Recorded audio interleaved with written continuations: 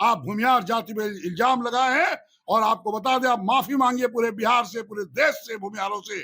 नहीं माफी मांगिएगा, भूमिहार की जाति आपको माफ नहीं करेगी। आप दलित समुदाय से आते थे, सारे भूमिहार आपको वोट देता रहा, और आप इस तरह की बात करते हैं कि अति पिछड़ा का उम्मीदवार था इसलिए भूमिहारों ने वोट नहीं दिया। आपको शर्म आना चाहिए। आपको बिहार से सभी जातियों से माफी मांगना चाहिए।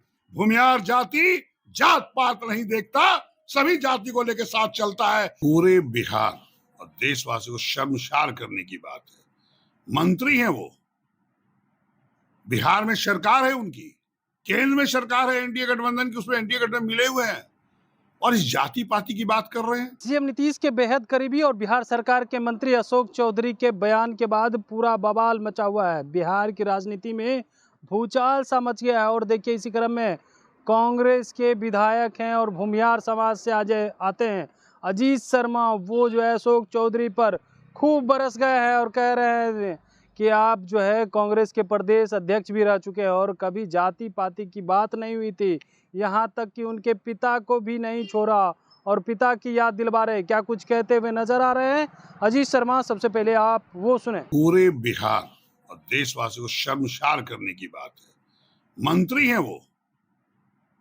बिहार में सरकार है उनकी, केंद्र में सरकार है एनडीए गठबंधन की, उसमें एनडीए गठबंधन मिले हुए हैं, और इस जाति पाति की बात कर रहे हैं।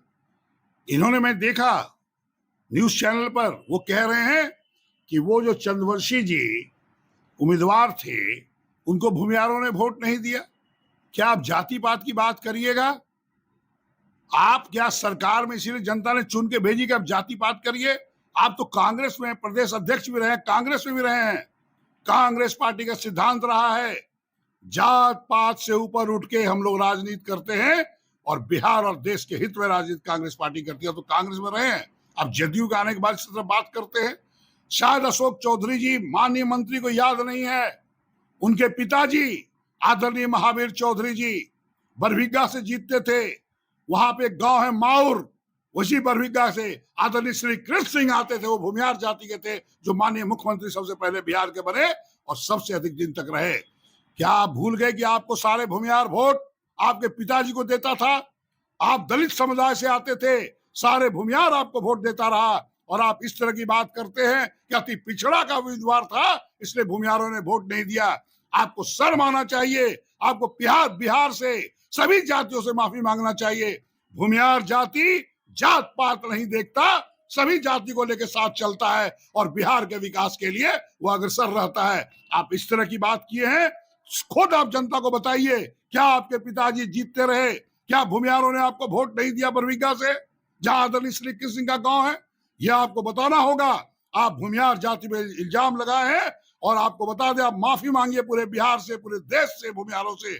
नहीं माफी मांगिएगा, भूमिहार की जाति आपको माफ नहीं करेगी। तो आपने सुना कैसे जो है अशोक चौधरी पे बरस गए और कह रहे हैं आप बिहार सरकार में मंत्री हैं और कह रहे हैं कि भूमिहार वोट नहीं देता है, जबकि सरकार में रह करके जो है आप जाति पाति की बात नहीं कर सकते हैं और आप जात पात कर रहे हैं। गुस्से से लाल है और खूब बरक रहे हैं। अशोक चौधरी के साथ साथ उनके पिता के दिनों को भी याद करवा रहे हैं और श्री बाबू को याद करके कह रहे हैं कि उस समय श्री बाबू मुख्यमंत्री हुआ करते थे, और देखिए कैसे जो है उनके पिता को उस क्षेत्र से जितवाते थे जहां भूमिहारों का गढ़ हुआ करता था। कमलेश कुमार, लाइव बिहार, पटना।